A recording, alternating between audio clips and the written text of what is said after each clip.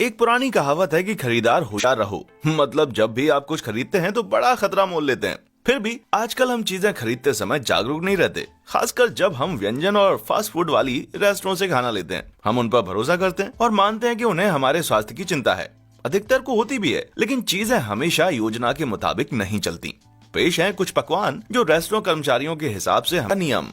Gordon Ramsay ने एक बार कहा था कि रेस्टोरेंट के मेन्यू में 4 से ज्यादा पन्ने नहीं होने चाहिए, ताकि रसोइये ताजगी और क्वालिटी पर ध्यान दे सकें और इतनी सारी आइटम तैयार करने की घबराहट में गड़बड़ी ना कर दें। कुछ दूसरे रेस्टोरेंट कर्मचारियों के मुताबिक अधिकतर पेज 8 होने चाहिए। क्योंकि अगर इससे ज्यादा पन्ने हैं, मतलब उनके पास अत्यधिक पकवान हैं जिनको बनाने के लिए बहुत सारी सामग्री लगती है, जिनको स्टोर करना पड़ेगा, कभी कभी तो लंबे समय तक। इसलिए ग्राहकों के ऑर्डर जल्दी तैयार करने का केवल एक ही तरीका है, और वो है भोजन को पहले से पका कर रखना। फिर जब ऑर्डर आए तो उन्हें फटाफट माइक्रोवेव में गर्म कर देना या प्लास्टिक की थैली में डालकर उबाल देना। इसलिए अपने स्वाद और ताजगी की पसंद के अनुसार उन रेस्टोरेंट से दूर रहिए जिनके पास 4 पन्नों से अधिक पकवान हैं। सामग्री का नियम। यदि आपको मेन्यू में कोई चीज पसंद आ गई है तो तुरंत ऑर्डर मत कीजिए, बल्कि कुछ छानबीन कीजिए। मान लीजिए आपको बीफ सैंडविच खाना है, तो ऑर्डर करने से पहले पूरे मेन्यू पर नजर दौड़ाइए, और यदि कोई दूसरी आइटम भी बीफ की दिखे तो सैंडविच बेधड़क ऑर्डर कीजिए। यदि कुछ और बीफ का नहीं है तो फिर मत मंगवाइए। अगर कई पकवानों में एक ही सामग्री लगती है तो वो जल्दी ही काम में आएगी, जिससे रेस्टोरेंट से मंगवाता रहेगा और वो ताजी मिलेगी। यदि एक ही पकवान में वो सामग्री लगती है और उसकी मांग अधिक नहीं है, तो वो लंबे समय तक रखा हुआ हो सकता है और आपके खाने तक बासी हो चुका होगा। मैकडोनाल्ड का मैक कैफे। मैकडोनाल्ड्स बरसों से पिसी हुई कॉफी बेच रहा है और सितंबर 2018 में मैक कैफे ब्रांड का पेटेंट भी दर्ज करवा चुका है। लेकिन कई रेडिट यूजर्स जो कि यूएस में कई जगह मैकडोनाल्ड्स में काम कर चुके हैं, कहते हैं कि ये अच्छी नहीं होती। इसलिए नहीं कि कॉफी बीन अच्छे नहीं होते, बल्कि इनके उपकरण की वजह से इन्हें कभी साफ नहीं किया जाता। इसलिए नहीं कि उनको करना नहीं है, बल्कि इसलिए कि इसकी सफाई के लिए एक विशेषज्ञ की जरूरत पड़ती है जो इसे खोलकर गंदे हिस्सों तक पहुंच सके। एक कर्मचारी के अनुसार सभी मैक कैफे पे एक बेहद गंदी मशीन से बाहर आते हैं, मतलब 5 इंच से लंबा अंदरूनी हिस्सा जो साफ नहीं किया गया है। और लगता है कि इनके पास केवल यही एक गंदी मशीन नहीं है। 2017 में ऑकलैंड न्यूजीलैंड की एक ब्रांच में 11 साल की चार्लोट को जब आइसक्रीम दी गई तो साथ में कुछ कॉम्प्लीमेंट्री भी दिया गया, एक कीड़ा। जब बच्ची चीखने लगी तो उन्होंने बिल्कुल आकर माफी मांगी और कहा कि वे उस मशीन की जाँच करेंगे। मैकडोनाल्ड का भोजन। अनचाही जगहों से कीड़े मिलने की और भी खबरें हैं। अक्टूबर 2017 में जसपर ली ने सिंगापुर में मैकडोनाल्ड में अपना नाश्ता ऑर्डर किया। लगता है इस शाखा को अपने खाने की ताजगी पर गर्व था, क्योंकि थोड़ा सा खाते ही उन्हें अपनी पोर्क सॉसेज पेटीज में जिंदा कीड़े मिले। एंड्रिया कॉल्किंस को तो कुछ और भी ताजा मिला। मक्खी का लार्वा था उनकी फिलेटो फिश में, जो उन्होंने जून 2017 में वाटरफॉल टाउनशिप की मिशिगन शाखा से ऑर्डर की थी। जिस समय ली अपने कीड़े वाला मैक खा रहे थे, उसी समय ऑस्ट्रेलिया की सिडनी शाखा में यास्मीन बटूर को अपने बिग मैक में जिंदा कीड़े मिले। हालांकि मैक के प्रवक्ता ने इसका खंडन करते हुए कहा कि पकाने की प्रक्रिया में कोई भी जंतु जीवित नहीं बच सकता। क्वींसलैंड की एमी ह्यूज को वहां जीव चीज बर्गर हैप्पी मील मिले, जो उन्होंने अपने लड़के के लिए ऑर्डर किया था।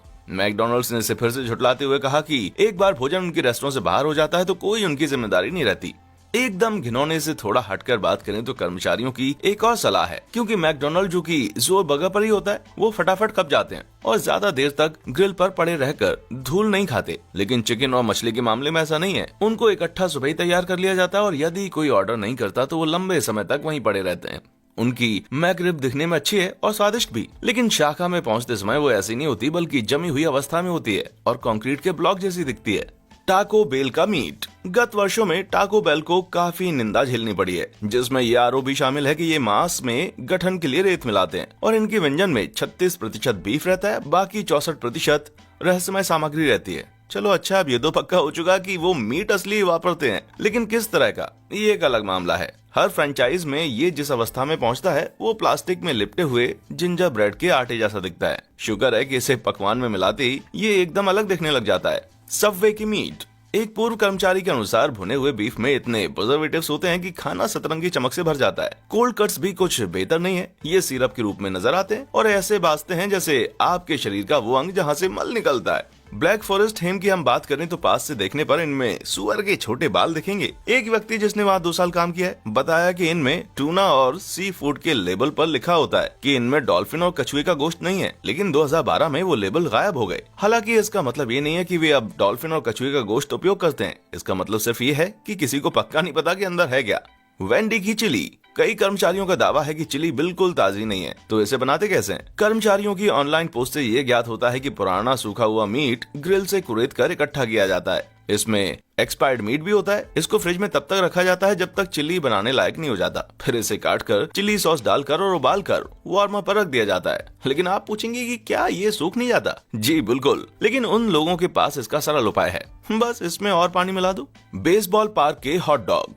हॉट डॉग के एक पूर्व कर्मचारी के अनुसार ये बिल्कुल अच्छी स्थिति में होते हैं, लेकिन समस्या यहीं से शुरू होती है। इसको ग्रिल करके बेचा जाता है। बचे हुए माल को कई दिनों तक फ्रिज में रखा जाता है जब तक कि वे फिर से बिक न जाएं। एक पूर्व विक्रेता इस बात पर अड़ गया था कि पानी और हॉट डॉग को 2 दिनों के बाद फेंक दिया जाए, जबकि मैनेजमेंट ने इसका विरोध किया। अब आपको लग रहा होगा कि ये तो केवल एक ही स्टेडियम में हो रहा है ना? लेकिन ऐसा नहीं है। व्यवसाय में एकत्रीकरण के कारण यूएस में बिकने वाले सारे हॉट डॉग्स अब सिर्फ कुछ ही कंपनी से आते हैं जिनका मार्केट पर एकाधिकार है। ये है हिलशायर ब्रांड्स, टाइसन फूड्स और सारा ली। ये तो जग जाहिर है कि ये चोटी के फूड ब्रांड स्टेडियम को इस बात का पैसा देते हैं कि केवल उनका माल ही बेचा जाए, जिसका मतलब है लगभग सभी जगह इसी प्रणाली पर काम होता है। गैस स्टेशन की स्लर्पी। ये स्वादिष्ट हो सकती है, लेकिन आप दिमाग जमने से भी बड़ा खतरा उठा रहे हैं। आपको कोई भयंकर बीमारी हो सकती है, क्योंकि इन्हें हमेशा ठीक से साफ नहीं किया जाता। इस वजह से इसमें फफूंद लग जाती है जो कम तापमान के बावजूद आपको बीमार कर सकती है। कोबे का गौमांस। कोबे जापान में वो जगह है जहाँ विश्व का सबसे महंगा बीफ तैयार होता है। गायों को बियर और साके नामक चावल की शराब पिलाई जाती है, जिससे वो ज्यादा खाती है। नतीजतन वो एक मुलायम चर्बी उत्पन्न करती है जो उनके मांस पर एक समान फैली हुई होती है। उनकी मालिश भी की जाती है और शास्त्रीय संगीत भी सुनाया जाता है, जिससे वो प्रसन्न रहती है। इसलिए इनके मांस का बर्गर 50 का और स्टीक हजारों डॉलर में बिकती है। समस्या यह है कि वे सब नकली निकले, क्योंकि 2014 तक यूएस में उन पर प्रतिबंध था। यूरोप में भी 2017 तक उन पर प्रतिबंध था। इसलिए मुमकिन है कि वो महंगा बीफ जो आपने एक महंगे कोबे रेस्टोरेंट में खाया था, वो असली कोबे नहीं था। 2016 तक अमेरिका में केवल 9 रेस्टोरेंट थे जो विश्वसनीय कोबे बीफ रखते थे। इस सूची में और भी नाम जुड़ चुके हैं, लेकिन अब भी ये यूएस में इतना आसानी से नहीं मिलता और केवल महंगे और नामी रेस्टोरेंट में ही मिलता है। विशेष। अल्बर्टो मोरियल, जो सैन डिएगो की एक महंगी रेस्टोरेंट फॉर्म्स बोटेगा के मालिक और मुख्य बावर्ची हैं, कहते हैं कि वे किसी भी रेस्टोरेंट का विशेष पकवान कभी नहीं खाएंगे। क्यों? क्योंकि अक्सर विशेष वो होता है जिसे रेस्टोरेंट जल्दी ही खपाना चाहता है। मोरियल का दावा है कि ये उन सामग्री से बनता है जो एक्सपायर होने वाली होती है और रेस्टोरेंट उसे जल्दी से ठिकाने लगाना चाहता है। नतीजतन उन्हें सस्ते में बेचा जाता है और कभी कभी दूसरे ऑफर्स के साथ कंबाइन करके, ताकि वे और आकर्षक हो जाएं। ऑयस्टर्स। रसोई और हाई एंड संस्थान जेसीज केटरिंग के मालिक मार्क निकोलस के अनुसार ऑयस्टर एक जोखिम भरा व्यापार है, क्योंकि उनमें कई सारे हानिकारक बैक्टीरियाज होते हैं, जैसे कि नोरोवायरस। ये किसी ऐसे रेस्टोरेंट से कच्चे ऑयस्टर नहीं खाएंगे जिसने उन्हें 160 किलोमीटर दूर से मंगवाया है। ये ताज़ा नहीं होगा।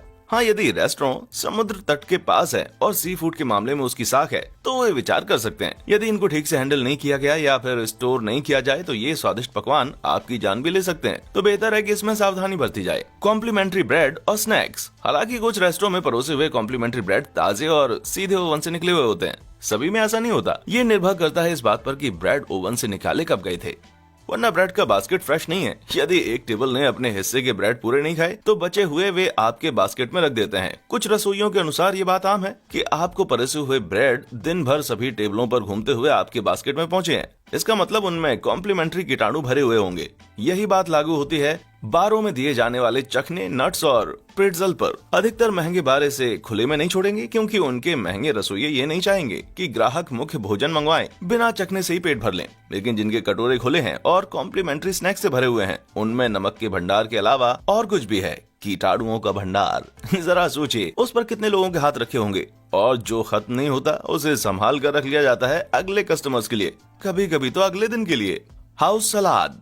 एग्जीक्यूटिव शेफ काइसन चोंग के अनुसार हाउस सलाद से दूरी रहना चाहिए। अधिकतर में ऐसी सामग्री का उपयोग होता है जो आप खुद इससे सस्ती खरीद कर घर पर ही सलाद तैयार कर सकते हैं, और इसमें रसोइये भी कोई मेहनत नहीं करते। अर्थात किसी चीज के बाहर जाकर इतने पैसे क्यों दिए जाएं जब आप उसे घर बैठे बहुत कम दाम में बना सकते हैं। चोंग कहते हैं कि इससे अच्छा कुछ आप एपेटाइजर और साइड्स ऑर्डर कीजिए जिसमें रसोइये की कुशलता झलकती है।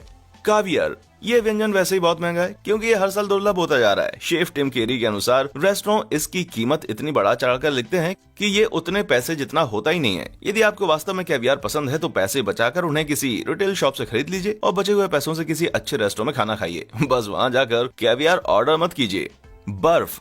खाद्य उद्योग में बर्फ का इस्तेमाल पैसे बचाने के लिए होता है। जितनी ज्यादा बर्फ डाली जाए उतनी ही कम असली पे उपयोग होगा। दुर्भाग्यवश अध्ययन से पता चला है कि मैकडोनल्ड, बर्गर किंग, स्टारबक्स और KFC जैसे जाने माने आउटलेट्स, उनमें जो बर्फ डाली जाती है उसमें उनके टॉयलेट से भी ज्यादा बैक्टीरिया होते हैं। क्यों? क्योंकि वे अपने टॉयलेट्स को रोज साफ और डिसइंफेक्ट करते हैं। लेकिन उनकी बर्फ मशीनों का मामला अलग है, खासकर जब उनकी सफाई करना मुश्किल है। स्वच्छता भी इसका एक कारण है। सभी कर्मचारी अपने हाथ और उपकरण हमेशा नहीं धोते और डिसइंफेक्ट नहीं करते। अब हालांकि मैंने रेस्टोरेंट उद्योग की एक दुखदाई और निराशाजनक तस्वीर पेश की है। आप इससे हताश मत होइए। सभी अच्छा करने की पूरी कोशिश करते हैं और खाद्य और सेहत सुरक्षा नियम